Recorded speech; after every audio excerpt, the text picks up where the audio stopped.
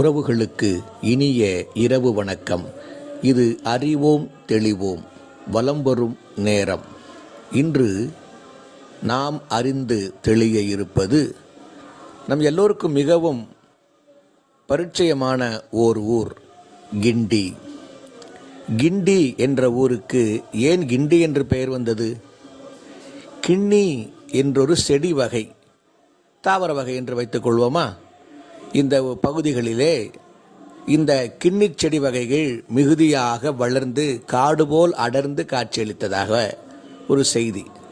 கிண்ணி என்ற செடி மிகுதியாக இருந்ததன் காரணமாக இந்த ஊர் தொடக்கத்தில் கிண்ணி என்று அழைக்கப்பட்டது. கிண்ணி என்பது மருவி கிண்டி என்று வந்திருக்கலாம். இரண்டாவது காரணம் கெண்டி. கெண்டி என்றொரு பாத்திரம் இருக்கிறது. அந்த குழந்தைகளுக்கு பாலூட்டுவோமே, கெண்டி.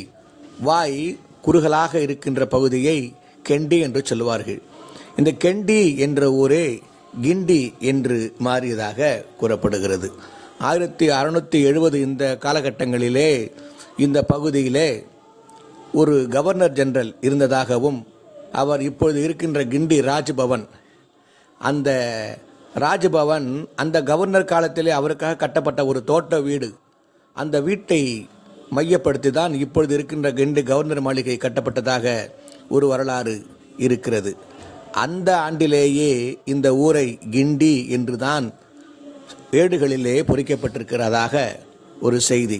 ஆக கிண்ணி என்பது கிண்டியாகவும் கெண்டி என்பது கிண்டியாகவும் மாறியிருக்க வாய்ப்பு உள்ளதாக கூறப்படுகிறது. நன்றி உறவுகளே.